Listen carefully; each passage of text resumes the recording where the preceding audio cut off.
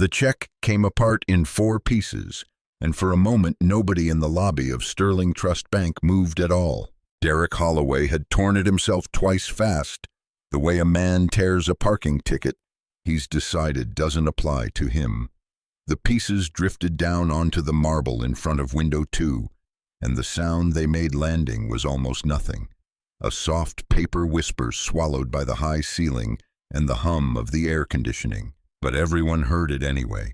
In a room that quiet, everyone hears everything. Marcus Whitfield stood at the counter and looked down at what used to be a $92,000 federal settlement check, and he did not say a word. Not yet. 15 minutes from this exact moment, Derek Holloway would be standing in this same spot with his access badge in his hand, waiting for someone to tell him where to put it, and the man across from him right now would not have raised his voice once to make it happen. But to understand how 4 pieces of paper ended up on that floor, we have to go back to the beginning of an ordinary Tuesday morning, the kind that gives no warning at all about what it's going to become. Marcus Whitfield was 71 years old.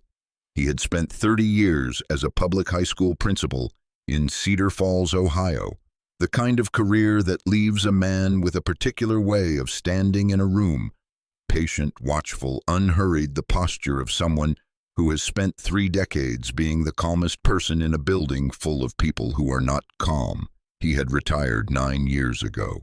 What almost nobody in this bank knew, what almost nobody in his daily life knew at all, was that principal had not been his first career, and it had not been his only one. For 11 years, before he ever stood in front of a classroom, Marcus Whitfield had been a federal bank examiner, the kind who reads loan files for a living and asks the questions banks don't want asked. He had spent those 11 years inside institutions, just like this one, looking for the patterns that show up in the numbers before they ever show up in a headline. Who gets approved? Who gets delayed? Who gets a smile at window 2? And who gets sent to the back office? He knew exactly what discretionary holds were. He knew exactly how the language of fraud prevention could be used to dress up something that had nothing to do with fraud at all. He had built half of that language himself in training manuals that examiners across 3 states still used. He had walked away from that career not by choice exactly, after he discovered something inside a regional bank's lending files that the bank very badly did not want discovered, and reported it anyway, and was quietly, professionally, legally pushed out the door for his trouble. It took him 3 years and a federal whistleblower retaliation case to get any acknowledgement of what had happened to him. The settlement check folded into his jacket pocket this morning was the final result of that case money. The federal court had ordered paid to him for the simple, expensive crime of telling the truth about discrimination he'd found inside a bank just like this one. He thought about that sometimes, the strange shape of it. A man spends a career looking for exactly this kind of treatment in other people's numbers, gets punished for finding it, and is handed a check that says officially on federal letterhead that he was right. There was a kind of poetry in that he had never quite found the words for, and he wasn't sure he wanted to. Some things didn't need words, they just needed to be cashed. The discovery itself had happened on an unremarkable Thursday afternoon, 11 years ago. Buried inside a routine compliance file, he had pulled almost at random, the kind of file most examiners flipped through quickly before moving on to something more obviously promising. What he'd found once he started actually reading the underlying loan approval data, rather than the polished summary report sitting on top of it, was a pattern nearly identical in shape to what he would eventually watch unfold.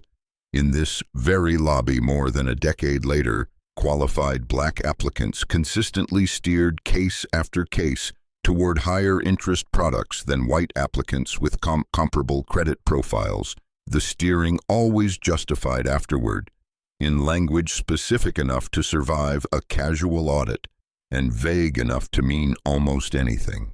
He had spent 6 additional weeks quietly building the case before bringing it to his supervisor, certain, with the particular naive certainty of a man who has always believed the system he works inside actually wants the truth. It claims to be looking for that this would be treated as exactly the kind of discovery his job existed to produce. It hadn't been. Within 4 months, his caseload had been quietly reassigned to less sensitive territory. Within 7 months, a performance review appeared in his file, citing concerns about his judgment and pace that had never once been raised with him directly before that document existed. Within a year, he had been managed out entirely, his resignation framed on paper as voluntary, though everyone involved understood precisely what it actually was. He had spent the better part of a year afterward, unsure what to do with himself, a man in his late 40s who had built an entire identity around a particular kind of careful, exacting work. Suddenly, without it, his mornings strange and unstructured in a way he found more disorienting than he ever admitted to his late wife at the time. It was Diane who had eventually pushed him toward the classroom, toward the long-dormant teaching credential he'd earned decades earlier and never used, telling him in the plain, direct way, she said, most important things, that if the system wouldn't let him keep finding the truth in numbers, he should go find it in people instead, where it mattered just as much, and where perhaps fewer people had the power to quietly make him disappear for noticing it. The federal case had taken 3 more years after that to resolve, 3 years of depositions and discovery, and an 11-day trial that asked him to relive in exhausting procedural detail every quiet humiliation of his final year as an examiner. He had won. The court had been unambiguous in its findings, but by the time the settlement check actually arrived, sliding through his mail slot on an ordinary Tuesday morning, much like this one, Diane had been gone for 2 years, and there was something quietly hollow in finally holding proof of what had happened to him with no one left at home to hold it up beside him and say simply, "I told you they were wrong about you." He had never told a single teller at Sterling Trust Bank any of this. 22 years a customer here, and as far as anyone behind these counters knew, he was exactly what he appeared to be, a retired older black man in a flannel shirt and a faded ball cap driving a Buick with 140,000 miles on it. The kind of customer who comes in twice a month and never causes anyone any trouble. That had been deliberate. After he left the examiner's office, Marcus made a quiet decision. He never explained to anyone, not even his daughter. He decided he would never again walk into an ordinary place announcing who he used to be. He wanted to know what these institutions did to people when they thought no one important was watching. He wanted to see the real version, not the version that gets performed for someone with the right title in front of their name. 22 years of being an unremarkable customer had taught him more about how Sterling Trust actually treated people than any audit ever could have, because an audit announces itself and an ordinary Tuesday does not. This particular Tuesday, he had a folder under his arm, worn brown leather, the kind that had been refilled and reused so many times the corners had gone soft and rounded.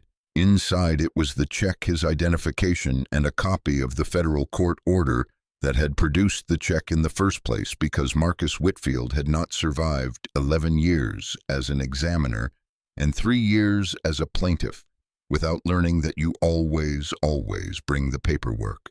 The lobby that morning had the particular hush of 9:15 on a weekday, a few retirees at the counters, a young mother managing a stroller near the entrance, the soft electronic chime of the door opening every few minutes.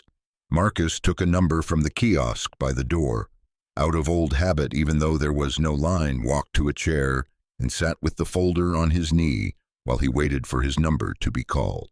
He let his eyes move across the room the way they always did, an old professional reflex he had never managed to switch off even 9 years into retirement. He noted the position of the 2 security cameras mounted near the ceiling, one covering the teller line and one covering the entrance. He noted the layout: 4 teller windows, 2 open a small waiting area to the left, a row of offices behind frosted glass to the right, a manager's office at the far end, with a brass nameplate he couldn't quite read from here. He noted the light, hard morning sun cutting long rectangles across the marble floor, catching dust in the air near the high windows. None of it meant anything yet. It was simply how he looked at rooms. It always had been. He noticed, too, the small things a room reveals about itself to anyone patient enough to actually watch it for more than a few seconds. The particular way the two open teller windows seemed to handle their lines at noticeably different speeds. The slightly worn path in the carpet leading toward the manager's office, where evidently customers were summoned there often enough to leave a visible trace. The small laminated sign near the kiosk, listing wait time estimates that nobody appeared to actually be timing against. A framed photograph hung on the wall near the entrance, the branch's grand opening some 15 years earlier. A row of smiling employees Marcus didn't recognize standing beside a ribbon-cutting scissors, the kind of image meant to convey permanence and trustworthiness that mostly just conveyed how long ago 15 years actually was. His number was called Window 3. A young teller name tag reading Connor barely looked up as Marcus approached. There was a particular sound this branch made that Marcus had grown to recognize over 22 years, the soft electric hum of the overhead fluorescence layered under the deeper, almost subterranean hum of the HVAC system, punctuated every so often by the muffled clatter of a drawer opening somewhere behind the teller line, a printer somewhere stuttering to life and falling silent again. It was the sound of an ordinary place doing ordinary business, and Marcus had always found something almost soothing in it, the auditory equivalent of a room with nothing to hide. He noticed, too, the faint smell of fresh coffee drifting from a small employee break area, visible through a half-open door near the back, mixed with the particular cool, slightly metallic smell that seemed to live permanently in buildings with marble floors and central air. None of it told him anything specific. It simply told him the way these small sensory details always did, exactly what kind of Tuesday this branch believed itself to be having. "Morning," Marcus said, and slid the check across the counter. His identification laid neatly beside it, the way he always did, corners squared to the counter's edge. Connor glanced at the check, then at Marcus, then back at the check. His fingers moved across his keyboard, paused, moved again. He looked at the check a third time longer, now his eyes tracking the printed text along its border. The seal, the case number, the words Federal Court Settlement, printed in plain black across the top. "I'm going to need a moment, sir," Connor said, and disappeared into the back before Marcus could answer. Marcus waited. He had waited at counters before. Waiting itself told him nothing. It was what happened during the waiting that mattered, and so the way he'd done 1,000 times across 11 years of field work, he simply watched. 3 windows down, at window 2, a man in a gray sport coat had stepped up to deposit a check of his own. Marcus didn't try to read the amount from this distance, but the size of the envelope and the unhurried way the man handed it over suggested it wasn't small. The teller at window 2 smiled, typed for perhaps 90 seconds, slid a receipt across the counter, and the man in the sport coat was walking toward the door inside of 3 minutes. Check deposited, no questions, no folder of supporting documents required. Marcus watched this happen and felt nothing dramatic about it. No flash of anger, no surprise. What he felt was older and quieter than anger, the specific practiced calm of a man who has watched this exact contrast play out in dozens of rooms across dozens of years and has long since stopped expecting it to feel like a shock. It felt instead like confirmation, the small click of a pattern completing itself, the kind of click he used to feel reading a loan file and finding exactly what the numbers had been hinting at 3 pages earlier. He didn't reach for his phone. He didn't say anything to the man near him in line. He simply registered the time, 9:22, he noted, without trying to the way he used to note timestamps in the field, an old habit his body performed without asking his permission anymore. Connor returned 8 minutes later, and 8 minutes is a long time to stand at an empty counter in an otherwise quiet bank. "Sorry for the wait, sir. This is going to need to go through our branch manager for additional verification." Connor said, still not quite meeting Marcus's eyes. What kind of verification? Marcus asked, his voice, even unbothered, a teacher's voice, the voice that used to calm down hallways, full of 15-year-olds without ever needing to be raised.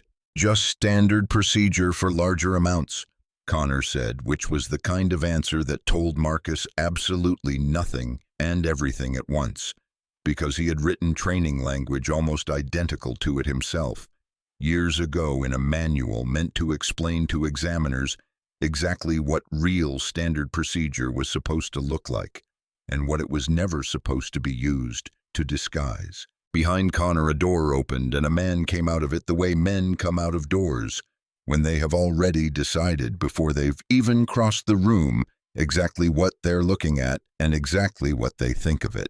Derek Holloway had been branch manager at Sterling Trust for 11 years.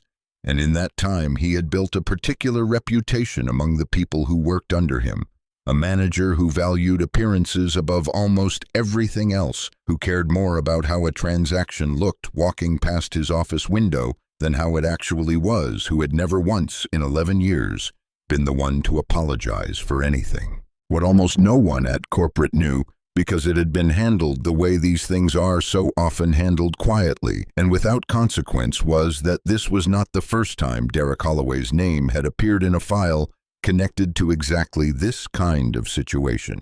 2 years earlier, a teller named Angela Reyes had filed an internal complaint after Derek instructed her to place a discretionary hold on a large check belonging to a black customer, a retired postal worker named Eugene Carter, depositing his pension lump sum after 31 years of federal service, while letting an identical-sized check from a white customer process without comment on the same day at the same window, less than 10 minutes apart. Angela had documented the timestamps herself, printed the transaction logs, and walked the whole thing personally to regional HR, certain that seeing it laid out so plainly side by side would be enough. It hadn't been.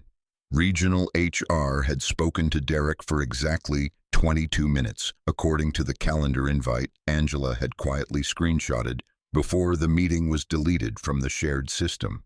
Derek had explained it as standard fraud caution, cited a vague concern about the size of the deposit relative to Mr.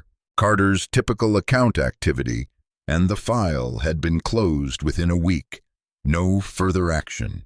No note in his permanent record beyond a single sentence, so carefully vague it would mean nothing to anyone who happened to read it years later. Manager discretion exercised within acceptable parameters. Angela had transferred to a different branch herself, 8 months later, telling exactly one coworker, quietly over coffee, that she didn't trust herself to keep working under someone she'd reported and watched walk away clean.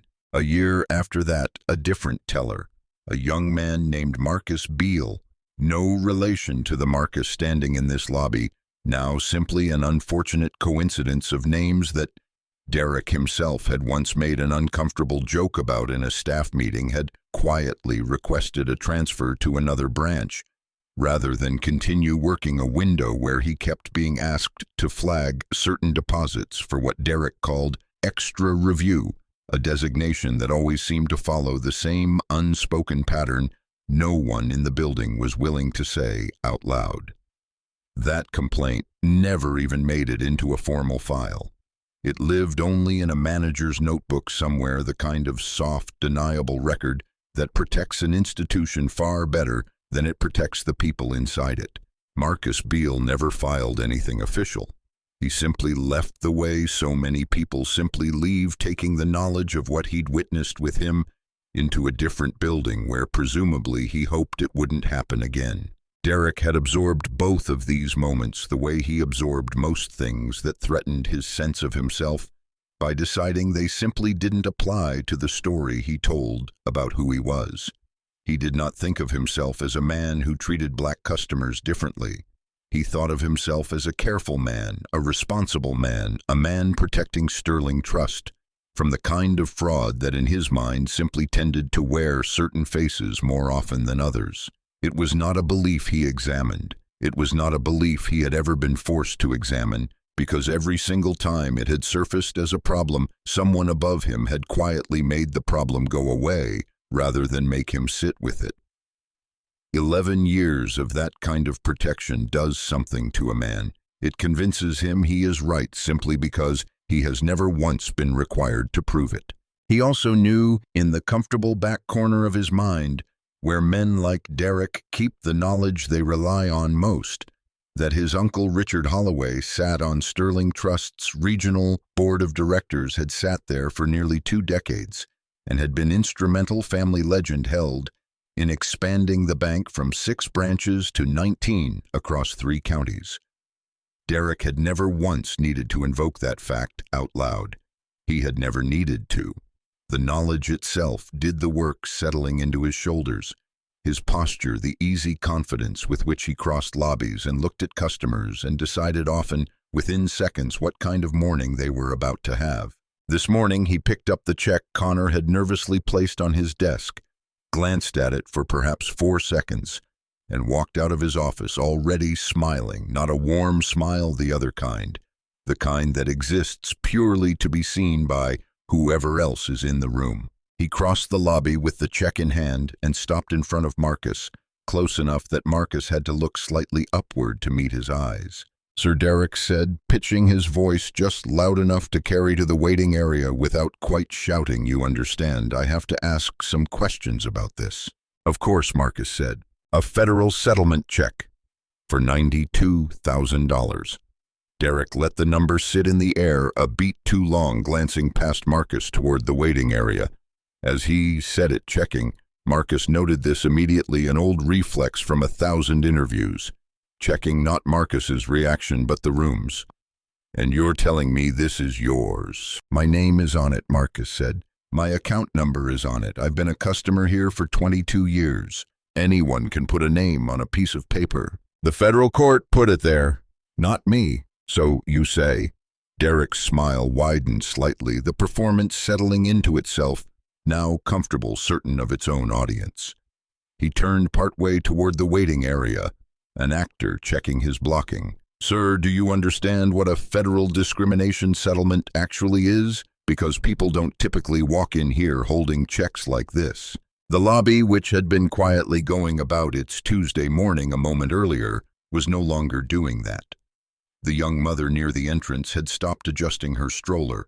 A retired couple near the far wall had gone still, in the particular way people go still when they realize they are watching something they shouldn't look away from, but also shouldn't seem to be watching.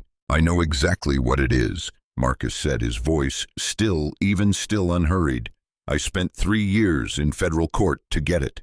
"Right," Derek said, in a tone that made the single word do more damage than a longer sentence could have, the kind of right that wasn't agreement at all, but its exact opposite, dressed up just enough to avoid sounding like an outright accusation in front of witnesses. 3 years, Marcus repeated quietly, more to himself than to Derek, though everyone close enough heard it.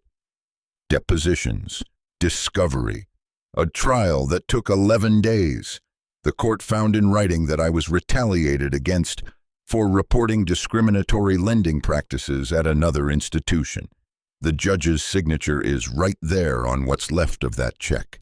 You're welcome to read it if you'd like. I have a copy. "I don't need a history lesson," Derek said. "I need to know this check is real, and right now, sir, you're not exactly making that easier to believe." "What would make it easier?" Marcus asked. "I've shown you my identification. The account number matches. The case number is printed and searchable in any federal court database. What additional thing specifically would satisfy you?" Derek didn't answer that directly, which was itself an answer. He glanced instead toward the line of customers near the kiosk, an old habit of his checking the room the way a performer checks for laughter, and seemed to draw something from their attention. Some confirmation that he was still in this particular theater, the one holding the authority. "You understand my position," Derek said, pivoting. "Large amounts coming in from unusual sources require extra diligence. That's not personal, that's policy." "Is it policy for everyone?" Marcus asked, or policy today for me at this window? Near the waiting area, a woman named Rosa Jennings lowered the magazine she had been pretending to read for the last several minutes. Rosa was in her mid-50s, a retired ER nurse, here this morning to deposit a small reimbursement check, and she had been listening to this exchange the way she listened to everything, with the specific trained attention of someone who had spent 30 years in emergency rooms, learning to notice exactly when a situation was about to tip from tense into dangerous. "Excuse me," Rosa said. "Is there a problem with his identification?" Derek's head turned toward her, the smile flickering, recalibrating. "Ma'am, this is a private banking matter." "It doesn't look very private," Rosa said. "You're talking pretty loud for private." A few feet away, near the entrance doors, a young security guard named Tyrell Banks shifted his weight from one foot to the other. Tyrell was 24, had worked this branch for a year and a half, and had a quiet, specific respect for Marcus. The older man always nodded to him on the way in, always asked how his classes were going because Tyrell was finishing an associate's degree at night, and Marcus, old habits of 30 years in education, refusing to fully retire, always remembered to ask. Tyrell did not say anything yet. He had learned in a year and a half at this branch exactly how much saying something could cost him, and exactly how little it ever seemed to change. But he was watching now closely, his jaw tight, his hands no longer quite as loose at his sides as they had been a minute ago. Derek turned his attention back to Marcus, ignoring Rosa entirely. Now his patience visibly thinning, his audience no longer behaving the way an audience was supposed to behave for him. "Sir, I'm going to need you to step aside while I have this reviewed." "You're holding the only copy," Marcus said. "There's nothing to review except what's already printed on it. I'll be the judge of that." "No," Marcus said, and for the first time something underneath his calm sharpened just slightly, not into anger but into precision. The tone of a man correcting a small but important error. A federal judge already was. That's what that document represents. You're welcome to call the clerk's office and verify the case number yourself. I'll wait. Something shifted in Derek's face, then a small, ugly flicker of irritation, finally breaking through the practiced calm, the look of a man who has just realized the script he expected to be performing is not the script the other person is willing to read from. He looked down at the check in his hand. He looked at Marcus, really looked, for the first time not performing for the room, but simply deciding in the private architecture of his own certainty what this man in front of him did and did not deserve. In the half-second before he tore it, something in Derek genuinely believed he was about to do the responsible thing, the protective thing, the thing 11 years of being quietly excused had taught him a careful manager simply does when faced with a document that didn't, in his estimation, belong to the person holding it. He wasn't thinking about Angela's complaint buried 2 years deep in a file nobody would ever reopen unless someone made them. He wasn't thinking about the postal worker whose pension had taken 3 extra days to clear, or the teller who'd quietly transferred away rather than keep working his window. He had successfully, over 11 years, trained himself not to think about any of it at all, to experience each new instance as entirely separate from the last. A fresh decision made freshly each time, never once adding them together into the shape they actually formed. What he felt in that half-second was simply certainty, the specific, comfortable certainty of a man who has never once been forced to discover he was wrong because someone above him had always quietly made sure he never had to find out. And then, without another word of warning, he tore it. The sound was small and exact, the particular crisp tear of heavy security paper, the kind of paper made specifically to resist exactly this. He tore it again, the 2 halves becoming 4, and let the pieces fall unhurried the way a man drops something he has already decided is garbage. "This is garbage," Derek said, "and so is whatever story you walked in here with." The lobby went completely, absolutely silent. Even the air conditioning seemed to find a worse moment to cycle off. Marcus looked down at the 4 pieces of paper scattered across the marble in front of him. For several seconds he didn't move at all, didn't speak, simply looked the way a man looks, at something that requires a moment longer than expected to be fully understood. It was not the money itself that held him still, though $92,000 was not a small thing to watch torn apart in front of a room full of strangers.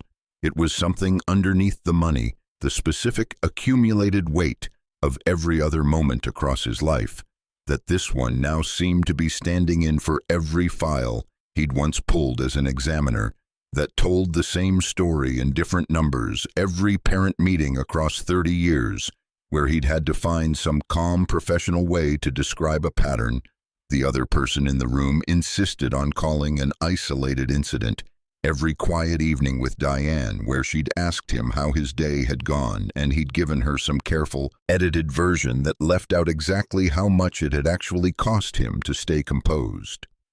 All of it seemed to gather briefly into the 4 torn pieces in front of him, and he let himself feel the full weight of it for exactly as long as it took to draw one slow breath.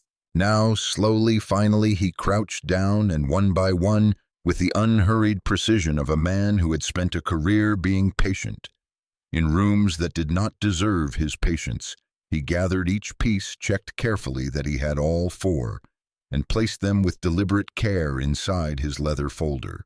He stood back up slowly, his knees protesting slightly the way they always did now. "I'd like to speak to whoever is above you," Marcus said. His voice had not risen even slightly. Derek's jaw tightened. "I'll pass along your request," he said in the exact tone of a man who has no intention of doing any such thing, and turned to walk back toward his office. Marcus did not follow him. He sat down instead in one of the waiting area chairs, the folder resting on his knee, his hands folded over it, and for several long seconds he simply breathed the way he had taught himself to breathe. Through 30 years of impossible parent meetings and 11 years of impossible field interviews. Before that, in through the nose, slow 4 counts out through the mouth, slow 6 counts. It was not calm exactly. It was something more deliberate than calm. It was the specific controlled stillness of a man choosing very consciously not to give the room the reaction it seemed to be waiting for. Rosa crossed the lobby and sat down 2 chairs away from him, close enough to speak quietly. "I'm sorry," she said. "That was wrong what he just did." "I know," Marcus said. "You don't seem—" She stopped searching for the word. "Surprised," Marcus offered almost gently. "Yeah, I'm not," Marcus said. "I've had a long time to stop being surprised by it. That doesn't mean it's right. It just means I've learned not to waste energy on the surprise. I'd rather spend it on what happens next." Rosa studied him for a moment, something working behind her eyes. 2 years ago, she said, quieter now, "I came in here trying to get this branch to fix an accessibility issue for my brother. He's disabled, he banks here too, and the ramp by the side entrance had been broken for months. I filed a complaint. I called twice. Nobody ever called back. I just figured that's how it goes with big banks. I didn't think about it the way I'm thinking about it right now watching this." Marcus turned his head slightly toward her. "What are you thinking right now?" "That maybe it wasn't just bureaucratic laziness," Rosa said slowly. "Maybe it's just easier for some people in this building to ignore certain problems than others." Neither of them said anything else for a moment. Near the door, Tyrell shifted again, his eyes flicking toward Derek's office, then back toward Marcus, his hands now pressed flat against his thighs, as if he were holding himself in place. Marcus had every reason to raise his voice in that moment, and nobody in that lobby would have blamed him for it, but he didn't. He chose stillness. Instead, the kind that comes from decades of practice. What would you have done in his position? Stayed calm and let the moment build, or said something right then and there? Tell me in the comments. And if you're already feeling for Marcus right now, go ahead and hit that like button.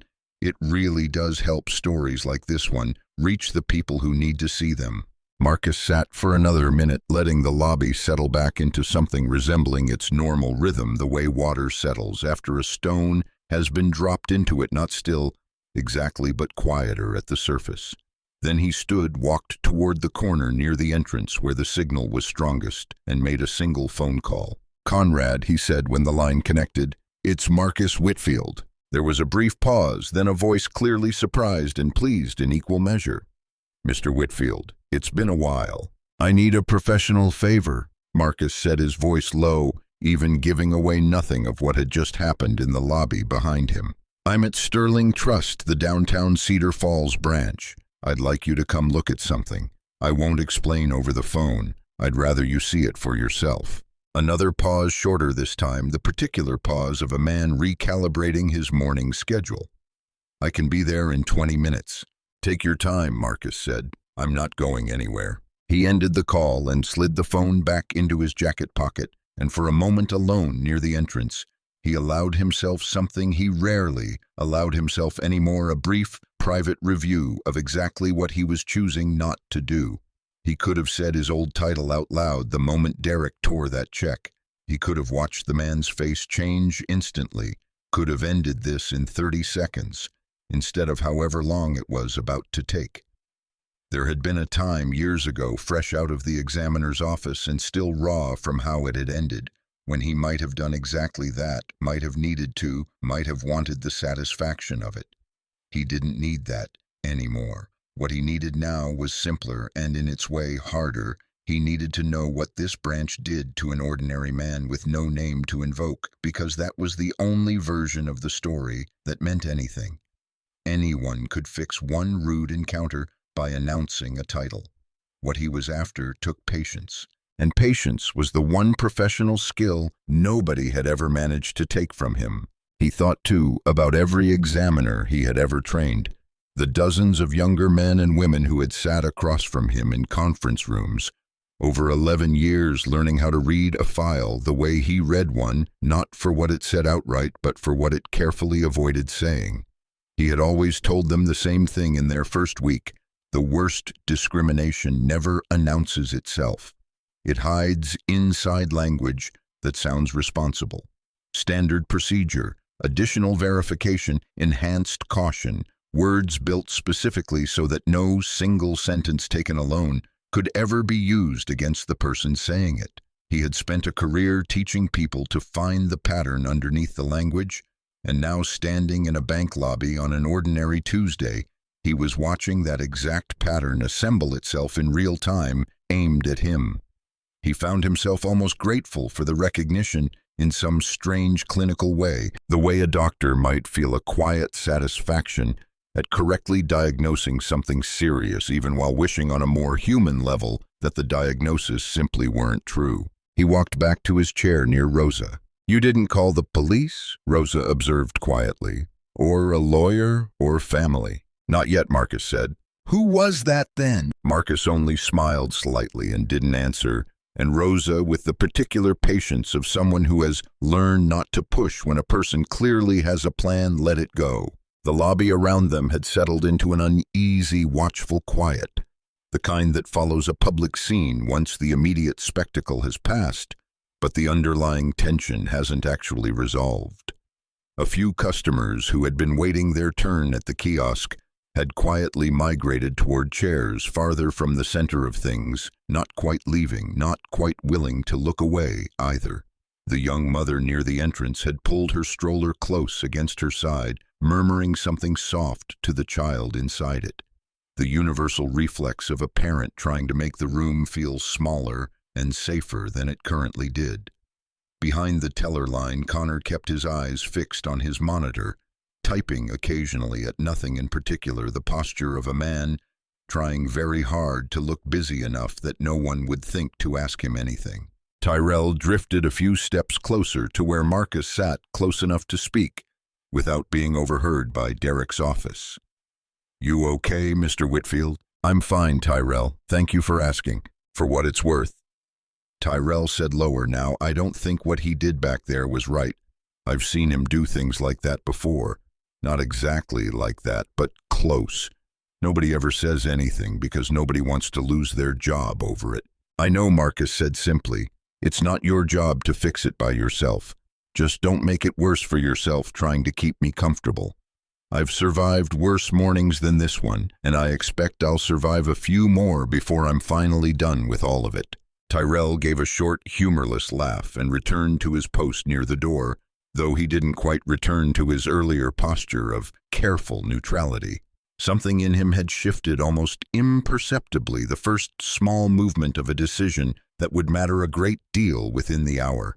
He found himself thinking oddly of his grandmother, who had raised him for several years before he was old enough to live with his mother again, and who used to tell him that the moments that defined a person rarely announced themselves in advance, that they tended to arrive disguised as something small and inconvenient, and that the only way to recognize one when it mattered was to have already decided long before it arrived what kind of person you intended to be inside of it. It was perhaps 8 minutes later that Derek re-emerged from his office, and something about his posture had changed. He had clearly been watching the lobby through the gap in his blinds, watching the phones that were now more visibly raised, watching the way the room's attention hadn't dispersed the way these things usually dispersed once he walked away. He approached Marcus again, and this time his voice had dropped its performance, replaced by something softer, more careful, the voice of a man recalculating risk in real time. "Sir," Derek said, "let's not let this get out of hand. I'm willing to let this go. No police, nothing on your record, nothing official. We'll just have someone take another look at the documentation when you bring in a replacement copy, and we'll move forward." For a moment, something in the lobby loosened. Rosa lowered her phone partway, her shoulders dropping an inch. Tyrell, near the door, exhaled audibly, the held tension and shown his frame easing slightly, as if the worst had passed and an ordinary survivable outcome had finally presented itself. Even Marcus felt the pull of it, the simple human relief of believing a bad morning might be quietly closing itself back up. Somewhere near the back of the lobby, the young mother with the stroller resumed her quiet rocking motion, the kind of small automatic gesture people return to once a held breath has finally been allowed to release. A man waiting near the ATM machine lowered the newspaper he'd stopped pretending to read minutes earlier. For perhaps 10 full seconds, Sterling Trust Bank looked from the outside like an entirely unremarkable place, having an entirely unremarkable Tuesday. It didn't last. Derek turned from Marcus and walked the few steps back to window 3. Leaning in close to Connor, his voice dropped to something just above a whisper, but not quite low enough because old habits of attentiveness die hard, and Marcus had spent 11 years training himself to read lips and catch fragments of exactly this kind of conversation across a room. "Flag his account," Derek murmured to Connor. "Enhanced monitoring, quietly. I don't want this coming back on us if it turns out he's running something." Connor, visibly uncomfortable, nodded and turned back to his terminal. Marcus felt something settle in his chest, not anger exactly, something colder and more precise than anger, recognition. He knew that exact phrase. Enhanced monitoring. He had written the original compliance language defining when that designation was and was not appropriate to apply 11 years ago, in a manual that was still, as far as he knew, sitting in a binder in a regional training office somewhere, his own careful definitions now being twisted into exactly the kind of misuse he had written them specifically to prevent. He stood, walked back toward the counter, and spoke for the first time with something other than patience underneath his calm. "I know exactly what that flag means," Marcus said quietly, looking directly at Derek, "and I know exactly who has to review and approve it before it can be applied to any customer's account. You should think very carefully about whether you actually want to put that flag in writing." Derek's eyes narrowed, something flickering across his face. Not quite recognition, not yet, but the first thin edge of uncertainty. The sense of a man who has just heard something slightly too specific from a stranger he had already decided didn't matter. He had heard plenty of customers bluff before, throw around words like lawyer or report you, words that almost always turned out to be empty threats from people too tired or too busy to ever actually follow through. This felt different in some way. He couldn't immediately name the specificity of it. The calm certainty in the older man's voice, the absence of any of the heat that usually accompanied an empty threat. He filed the discomfort away the way he'd filed away every previous moment of discomfort over 11 years and chose once again to override it with confidence instead. He covered it with a laugh, short and dismissive. "I think you should leave the bank, sir. I'd like to wait for the person I called." "I think," Derek said, his voice rising again now, performance reasserting itself louder, "that you should leave the bank right now, or I'm going to have security escort you out." He turned and gestured sharply toward the entrance. "Tyrell, handle this gentleman, please." The lobby's attention swung toward the young security guard, who had not moved from his position near the door. Tyrell was 24 with rent due and a degree half finished, and he had every practical reason in the world to do exactly what his manager just told him to do. Do you think you'd have had the nerve to stand your ground in his shoes, knowing it could cost you your job? Let me know what you think down in the comments. I'm genuinely curious how people see this one. And if stories about ordinary people choosing to do the harder right thing matter to you, consider subscribing. It helps far more than you'd think.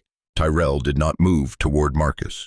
He stood for a long moment, his eyes moving from Derek to Marcus and back again, and something settled behind his expression, some decision finally crossing a threshold it had been approaching all morning. "Mr. Holloway," Tyrell said, his voice quieter than Derek's, but carrying clearly in the silent lobby. "He hasn't done anything wrong. I'm not putting my hands on a customer who's just sitting in a chair." Derek's face went rigid. "Are you refusing a direct order?" Tyrell stood there for a moment that felt to him considerably longer than it actually was, running through the math he'd already run through 100 times in his head over the past year and a half. Every time he'd watched Derek do something that didn't sit right and said nothing about it. Rent was due on the 1st. His night classes cost more than his paycheck comfortably covered most months, and the difference came out of savings that weren't really savings anymore, so much as a slowly shrinking number he tried not to look at too closely. He had a younger sister 2 years from finishing high school, who talked about colleges, sometimes college tours. She'd seen online schools with names that sounded like places people like them weren't necessarily supposed to end up, and Tyrell had quietly started setting aside whatever he could to help make sure that wasn't true. Losing this job today over an old man sitting calmly in a chair who hadn't raised his voice once, hadn't broken a single rule, was not a small risk. It was by every practical measure available to him a genuinely bad financial decision. But he thought too about every morning he'd nodded to Marcus on the way in, every small conversation about night classes and exam schedules that Marcus had always seemed to actually care about the answer to in a way most customers simply didn't bother to. He thought about Eugene Carter, a name he didn't even know yet, but whose general shape he recognized instantly because Tyrell had watched enough versions of this exact morning over 18 months to know precisely what it looked like when it happened, even before he understood why it kept happening. He thought about all the times he'd told himself that staying quiet wasn't really agreeing with anything, that a security guard's job was just to stand by the door and look the part, that the actual moral weight of what happened at the teller windows wasn't really his to carry. He had believed that mostly for a year and a half. He didn't believe it anymore, standing here with Derek's finger pointed toward an old man who reminded him in some small, unspoken way of every teacher who had ever bothered to actually look at him instead of through him. "I'm telling you I'm not going to do that," Tyrell said. "If that's a problem, you can write me up. But I'm not doing it." "You're fired." Derek snapped the words, coming too fast, too loud. The sound of a man whose control over the room had finally completely slipped.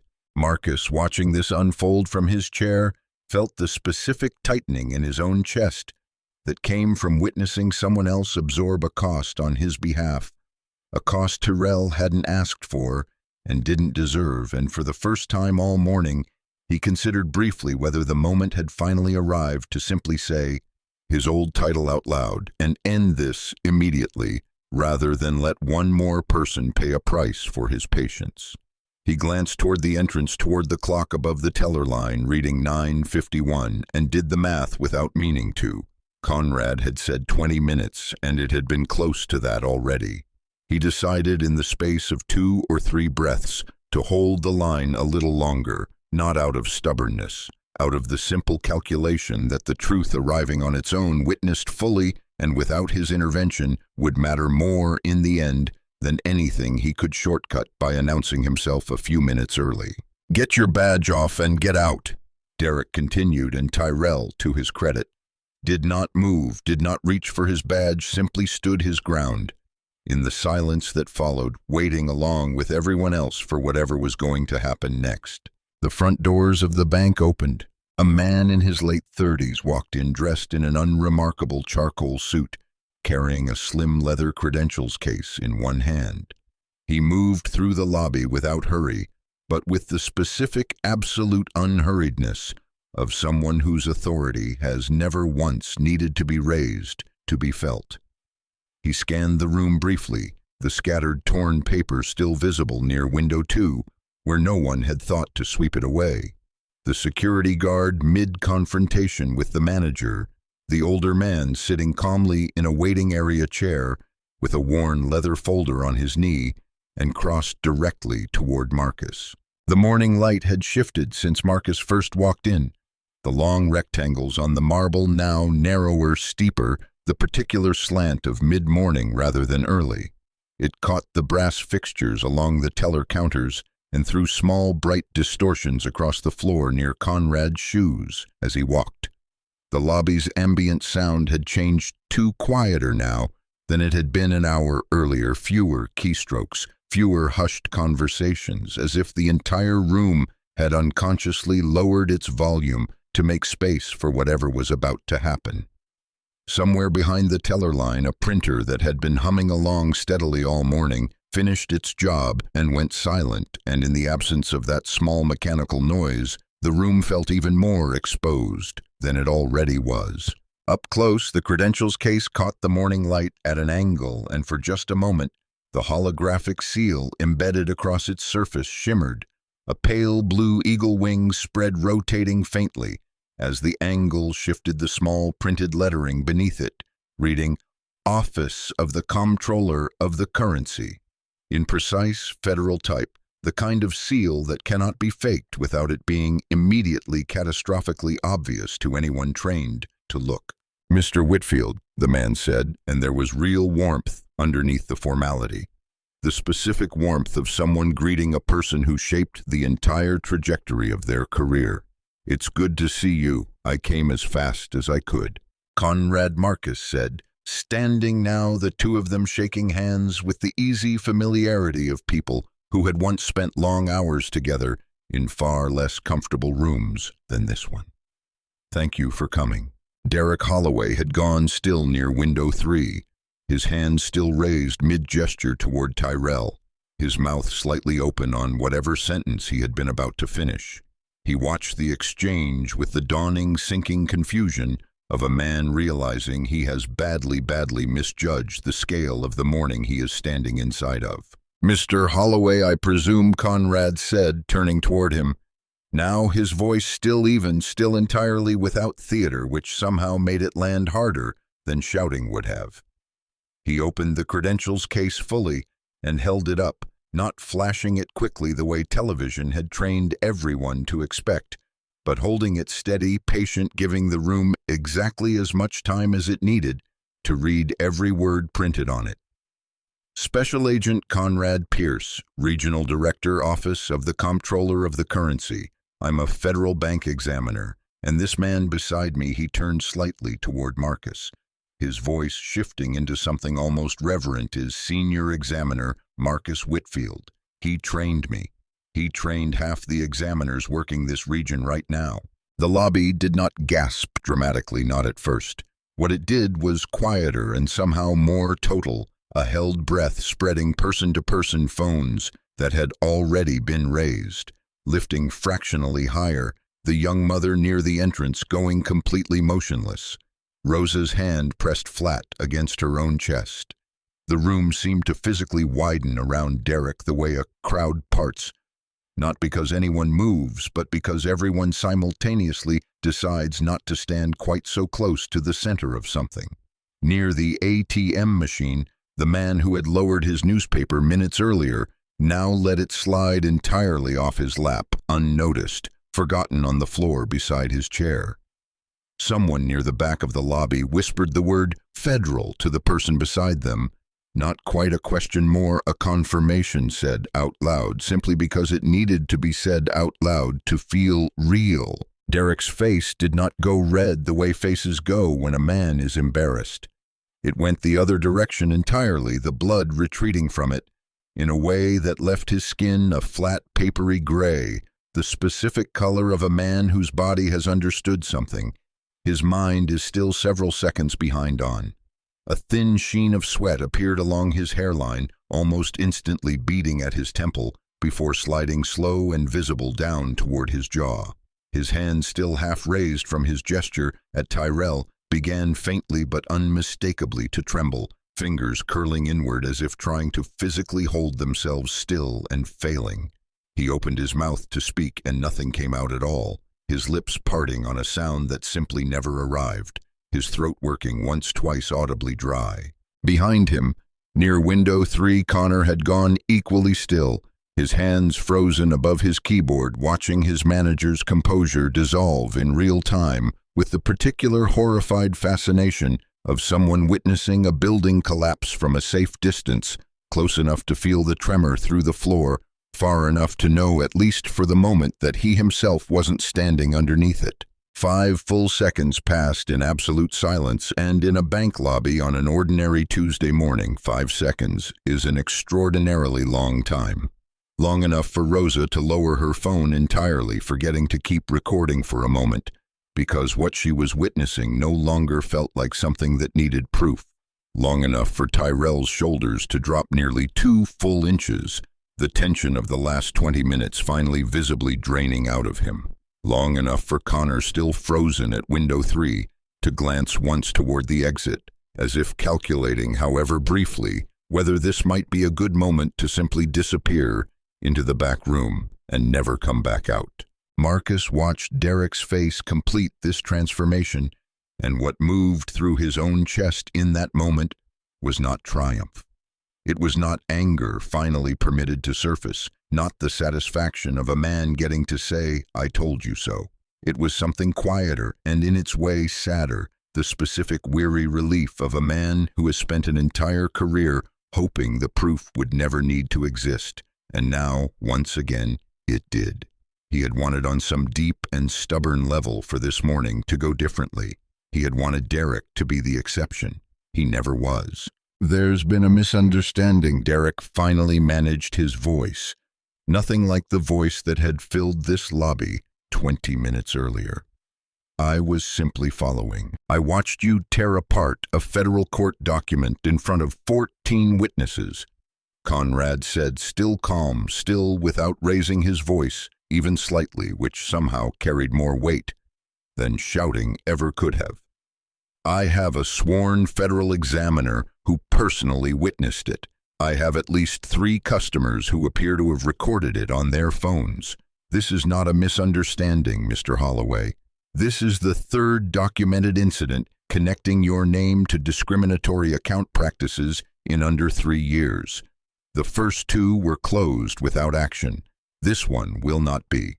Derek's mouth opened again, searching for the one card he had never before needed, to play out loud the card that had quietly done all of its work for 11 years, without ever once needing to be spoken. "My uncle sits on the regional board," he said, the words coming out smaller than he likely intended them to. "I'm aware," Conrad said. "It changes nothing about federal regulatory findings, Mr. Holloway. It never has. I'd encourage you not to make that the hill you choose to stand on this morning." Derek said nothing further. Whatever remained of his composure simply emptied out of him, visible in the way his shoulders dropped, the way his hand finally fully lowered to his side. For 11 years, Derek had been protected every single time something like this surfaced, not because what he did was ever right, but because someone above him kept deciding it was easier to look away than to deal with it. Do you think workplaces let this kind of behavior slide more often than we realize? Simply because confronting it is inconvenient? I'd love to hear your take in the comments. And if you want to see more stories where the truth finally catches up to people like this, go ahead and subscribe. It really does make a difference for this channel. Conrad stepped a few feet away and made his first call. His voice low but perfectly audible in the silent lobby to someone he addressed simply as Janet at the Regional Compliance Office, requesting an immediate freeze on Sterling Trust's discretionary hold authority across all transaction types, effective within the hour, pending a full federal review of Branch 7's practices. He spoke the way Marcus remembered him speaking even 15 years earlier as a young examiner, in training, without hesitation, without softening the request into a suggestion, the specific cadence of someone who had learned under Marcus's own tutelage that clarity was a form of respect you owed to people whose job was to act on what you told them. The second call went to Patricia Lindgren directly, Sterling Trust's regional supervisor, and this one Marcus could hear only fragments of a date and address. The words, "I need you here in person within the half hour," and then, after a pause, a single line delivered without any heat at all, that nonetheless seemed to carry the entire weight of the morning behind it. This is not the kind of conversation we're going to have over the phone. Within 20 minutes, Patricia arrived in person, a tight-faced woman in her early 50s who clearly understood the moment she walked through the door and saw Conrad's credentials still in hand, exactly how serious this had already become, far more serious than the brief clipped phone call had managed to convey.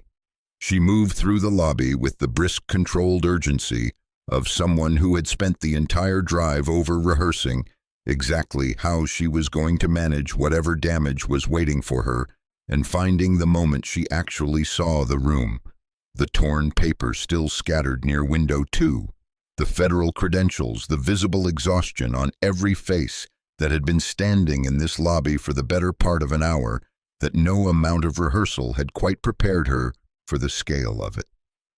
She introduced herself to Conrad first, then, after a brief hesitation, to Marcus, her handshake noticeably firmer than it had probably been intended to be, the grip of someone trying to communicate seriousness through pressure alone. "Mr. Whitfield," she said, "I want you to know personally that this is going to be handled correctly, not just today, but going forward." "I appreciate that," Marcus said. "I'd ask that you start with the 31 names Special Agent Pierce's office is about to send you, not just my morning." Patricia's expression flickered, the particular flicker of someone realizing the scope of a problem just expanded considerably beyond what they'd walked in expecting. 31. "We don't have a final number yet," Conrad said. "That's a preliminary estimate based on flag patterns alone. It may grow once we're inside the full transaction history. I'd encourage you to prepare for that possibility rather than be surprised by it later." Derek was asked quietly to surrender his access badge. He unclipped it from his belt, held it for a moment, 11 years, compressed into a small rectangle of plastic, and his own photograph, a younger, more confident version of his own face staring back up at him, and set it down on the same counter where the check had been destroyed less than an hour earlier. He looked for a brief moment like he might say something, some final attempt at explanation or justification, the kind of thing men in his position so often reach for when the silence around them finally becomes unbearable. Whatever it was, he seemed to think better of it. He did not look at Marcus on his way out. He did not look at anyone. He simply walked, and the front doors closed behind him with the same soft mechanical chime that had announced every ordinary customer that morning, indifferent to what had just happened beneath it. The lobby did not erupt into applause the way it might have in a different kind of story. What happened instead was quieter and in its own way more honest, a slow collective unclenching, people who had been standing rigid near the teller line, finally shifting their weight, exhaling, glancing at each other with the particular look strangers share after surviving something together they never expected to witness. The young mother near the entrance pulled her stroller a little closer and bent down to murmur something soft to her child, the kind of automatic reassurance parents offer even when the child is too young to have understood any of it. Someone near the ATM machine picked the forgotten newspaper back up off the floor, folded it, and simply held it, no longer reading, just needing something familiar in his hands. Conrad turned to Tyrell next, who was still standing near the entrance, looking somewhat stunned by the speed of everything that had just unfolded around him. "You refused a direct order from your manager to remove a customer who hadn't done anything wrong," Conrad said. "I want you to understand that what you did right there took more courage than most people in your position ever get tested on. I'm going to make sure Ms. Lindgren knows exactly what I witnessed, and I'd like to talk to you separately about a regulatory liaison training program we run. It could be a real path forward if you're interested." Tyrell, who had walked into this branch a year and a half ago simply needing a paycheck to get through night classes, nodded, something loosening in his chest that had been tight since the moment Derek first said his name that morning. "I'm interested," he managed. "Yes, sir. Definitely interested." "Good," Conrad said, and something in his tone, brisk but genuinely warm, reminded Marcus suddenly and sharply of himself 15 years younger, the particular cadence of a mentor, recognizing almost instinctively exactly the kind of person worth investing further attention in.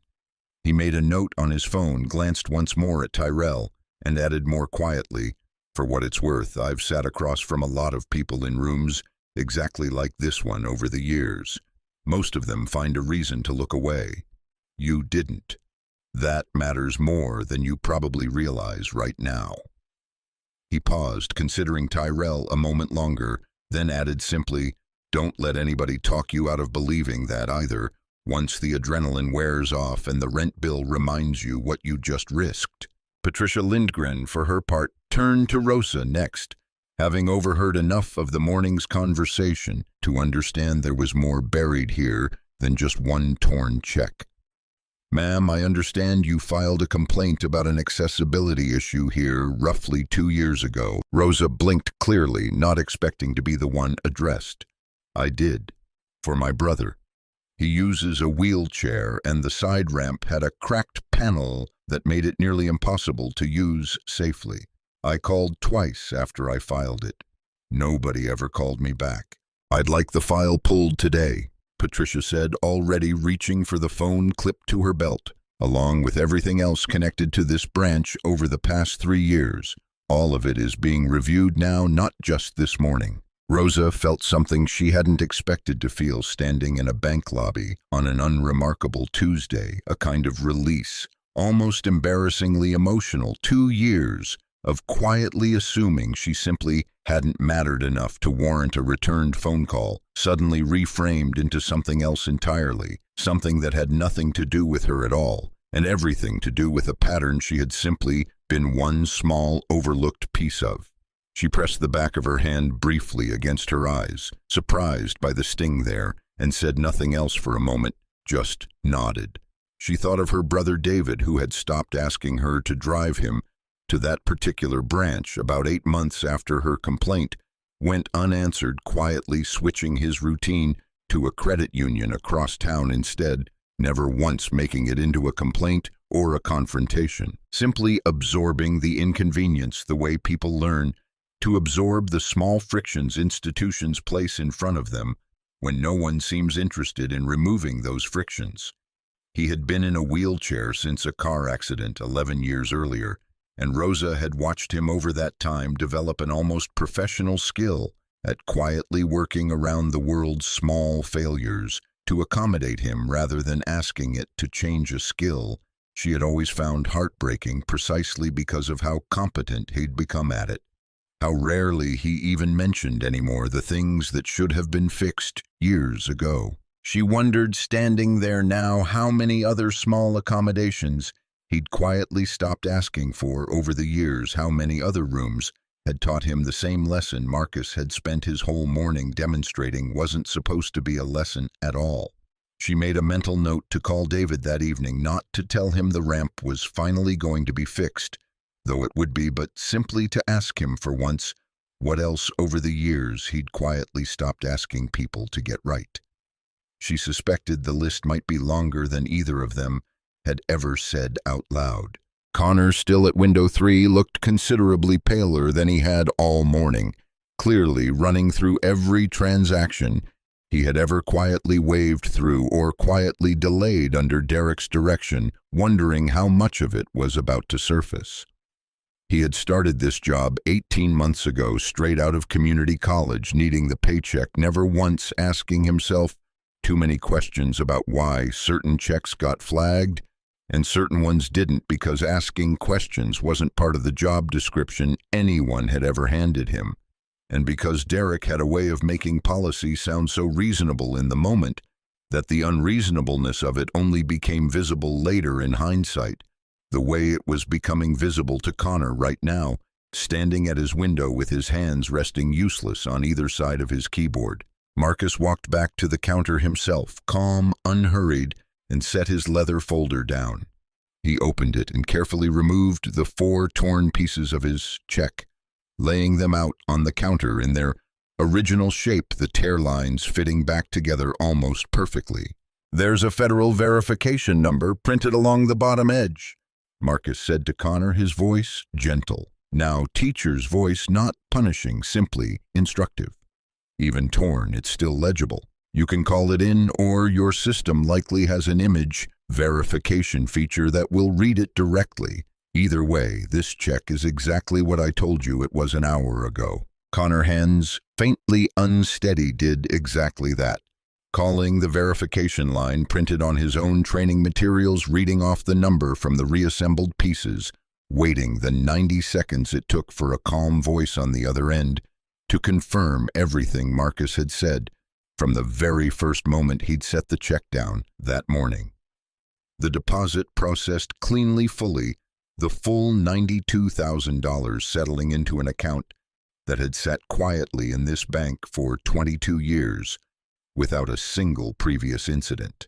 Marcus watched the confirmation printout, watched the torn, taped-together pieces of paper disappear into a file for the bank's own records, and felt the strange, quiet poetry of it settle into him fully for the first time that morning.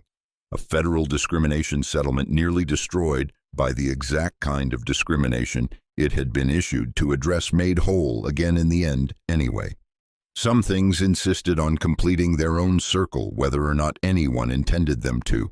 Renee Whitfield heard about what had happened secondhand through a colleague who'd heard it through someone else entirely, the story already traveling faster than Marcus himself had bothered to share it.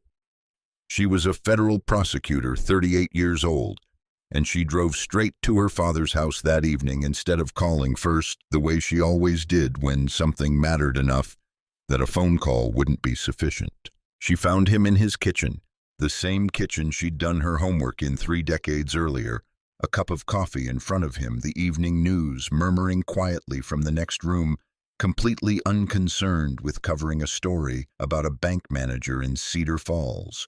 The kitchen smelled the way it always smelled in the evenings, coffee and the faint trace of whatever he'd had for dinner, and the old clock above the stove, the one that had hung there since Renee was in elementary school, ticked along at its same slightly uneven rhythm, a half-second too fast every hour, something he'd never bothered to fix, because he claimed it kept him honest about how much time he was actually spending sitting still. "Dad," she said, sitting down across from him, "why didn't you call me the second it happened?" "Because there was nothing for you to do that wasn't already being done," Marcus said. "You could have just told him who you were the moment he tore that check. You could have ended it in 10 seconds.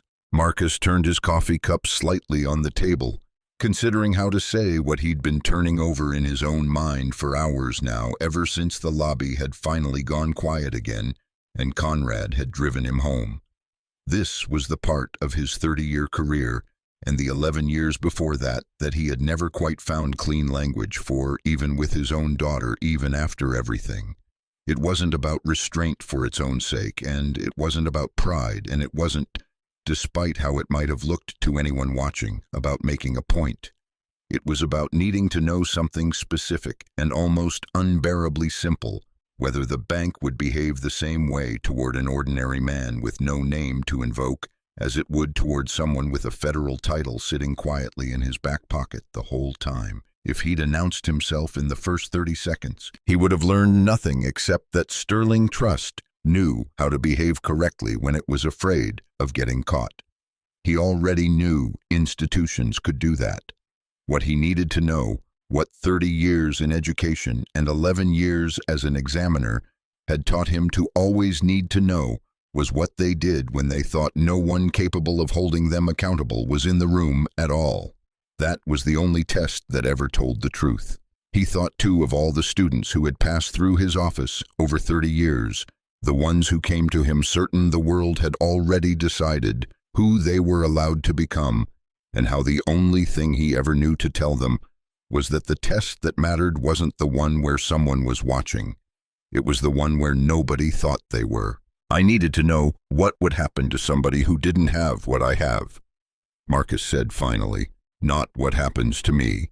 I'll always be fine eventually, one way or another. I needed to know what happens to the version of this morning where nobody calls Conrad, where there's no Tyrell willing to lose his job over it, where there's no Rosa with her phone out.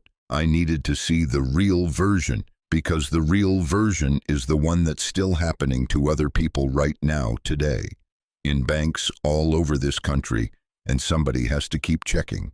Renee was quiet for a long moment, watching her father in the kitchen light, noticing the way she noticed every visit. Now, the particular gray that had settled fully into his temples, the deepening lines bracketing his eyes, the hands resting on the table that had that very morning calmly gathered 4 torn pieces of paper off a marble floor without ever once trembling.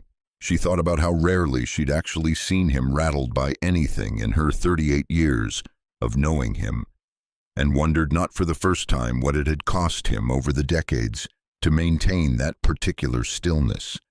What specific muscle he'd had to build and rebuild every single time some new room asked him to absorb something he shouldn't have had to absorb at all. That's a hard way to live, she said quietly, reaching for her own coffee, now mostly cold, just to have something to hold on to while she said it, watching him over the rim of her cup the way she'd watched him her whole life. It's the only way I know how to be useful, Marcus said. I spent 11 years finding this exact pattern in other people's files. I spent 30 years teaching kids who were going to walk into rooms just like that one someday. If I stopped checking now, what was any of it actually for? Neither of them spoke for a while after that. They didn't need to. The coffee went cold between them, and outside Cedar Falls moved through an ordinary evening that had no idea what an extraordinary morning it had just survived. After a while, Renee reached across the table and rested her hand briefly over her father's. "I'm proud of you," she said. "I just wish it didn't have to keep being you. I wish just once somebody else's morning could be the one that finally fixes something, and yours could just be a normal Tuesday." "So do I," Marcus said. "But I'll tell you something I used to tell my teachers every August, right before the new school year started.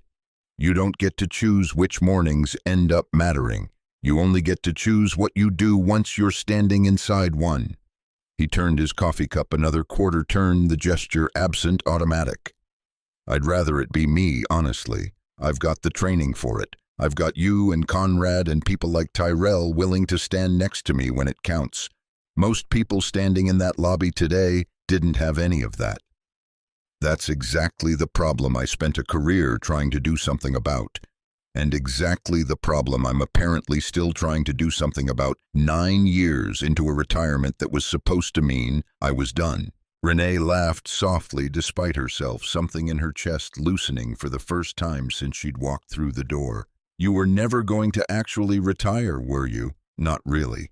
"No," Marcus admitted, allowing himself the smallest smile of the entire long day.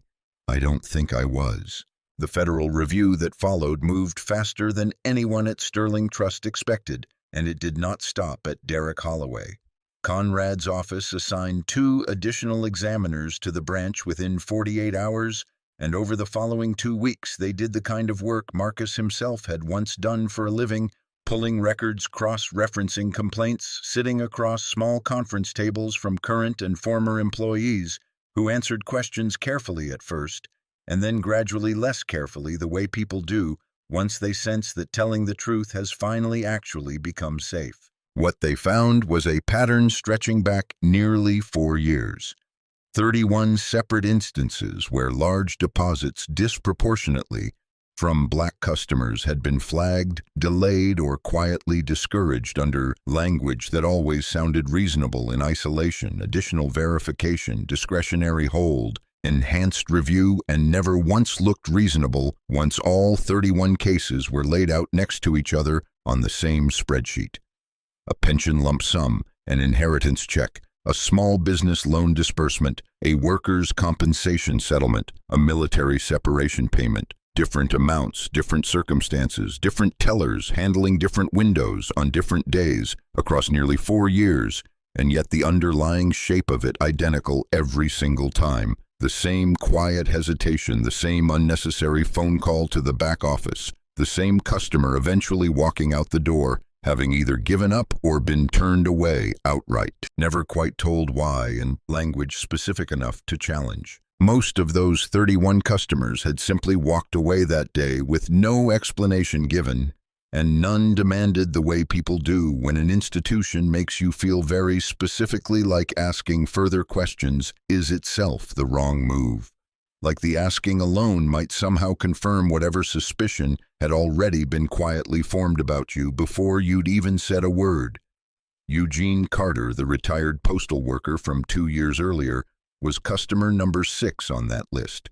His pension deposit eventually processed 3 days late after he'd called twice and been told twice that it was simply taking longer than usual to clear, no further detail offered. He had told his wife that evening that he supposed banks were just slower these days than they used to be. He never knew there had been a name for what had actually happened to him, or that his name would eventually sit on a federal spreadsheet beside 30 other names that told the exact same story in 30 different versions. When the examiners finally reached him by phone during the review 3 weeks after Marcus's own morning at the branch, Eugene had gone quiet for a long moment on the line before admitting that he'd actually suspected something.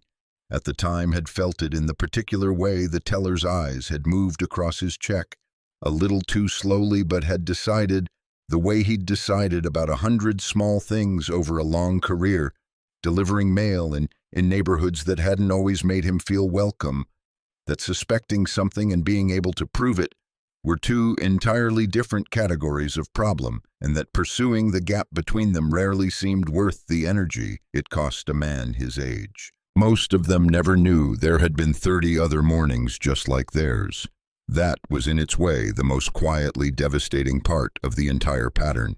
Not simply that it had happened so many times, but that it had happened in such complete isolation from itself. Each person walking away convinced their own morning had been an unfortunate private misunderstanding, with no way of knowing that the exact same misunderstanding had visited this branch in some new shape almost monthly for the better part of 4 years. Isolation was perhaps the pattern's most effective protection of all, not secrecy, exactly since none of it had technically been hidden. Just 31 separate small moments never once allowed to find each other, never once added together until a federal examiner happened to walk in on an ordinary Tuesday holding a check that simply refused to be torn up quietly. 3 weeks after the incident, Marcus drove past Sterling Trust on an errand that had nothing to do with banking at all, and on something close to impulse, he pulled into the parking lot and went inside just to see. The branch operated under new interim leadership, now a calm, unhurried woman named Denise Okafor, who had transferred in from a downstate branch specifically because of her training in fair lending compliance brought in by Conrad's office as part of the broader remediation plan. The marble floor was the same. The light through the tall windows fell the same way it always had. The same long rectangles shifting slowly across the floor as the morning aged into afternoon. But something in the room itself felt different in a way Marcus found difficult to name. Precisely something in the posture of the tellers, the pace of the line, the absence of that particular held quality a room takes on when everyone inside it has learned without ever being told directly that certain customers might require special handling. He found Connor still working window 3, though something had shifted in him too over these 3 weeks.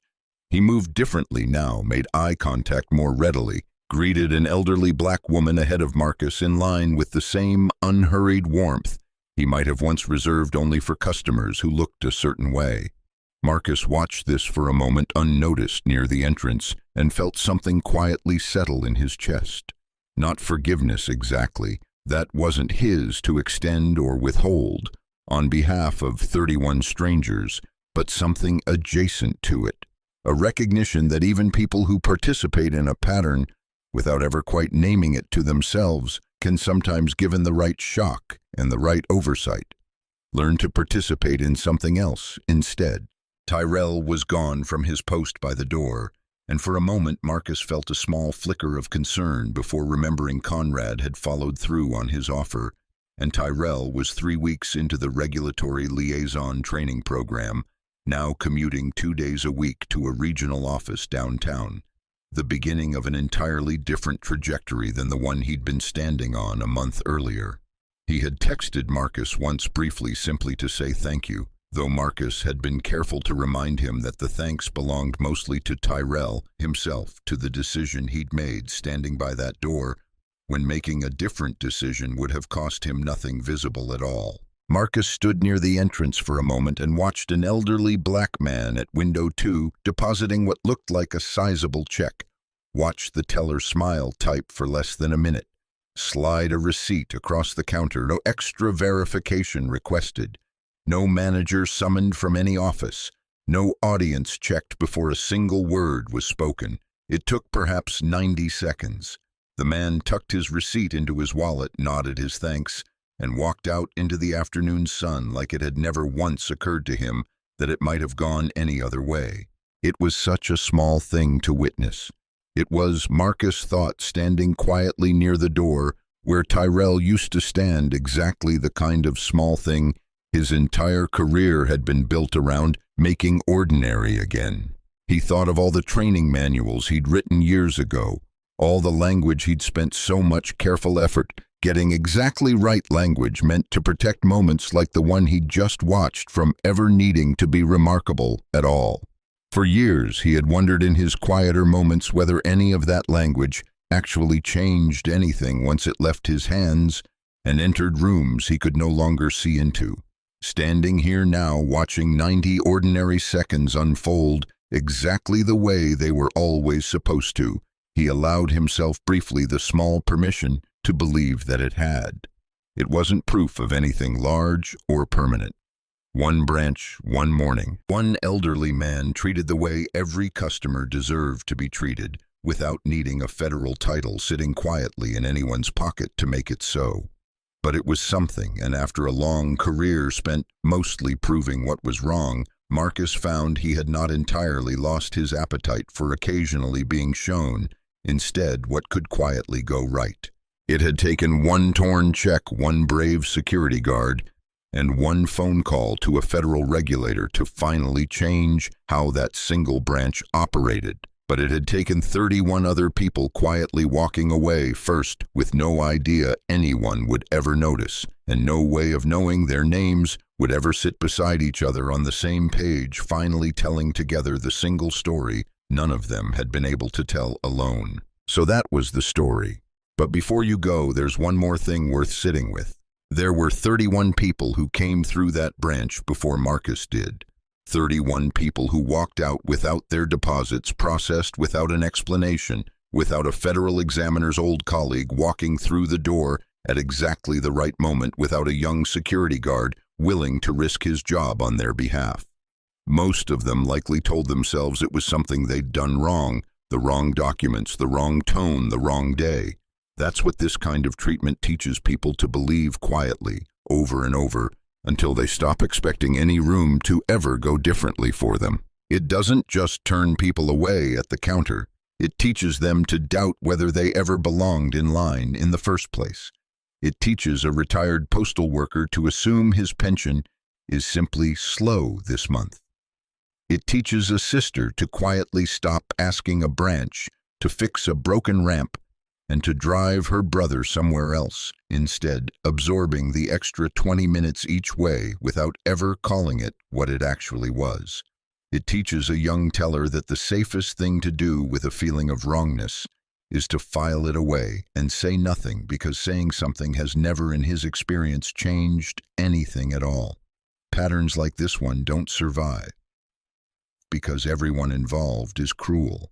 They survive because the cost of staying quiet is small and immediate, and the cost of speaking up is large and uncertain, and most people most days make the entirely understandable choice to protect themselves first.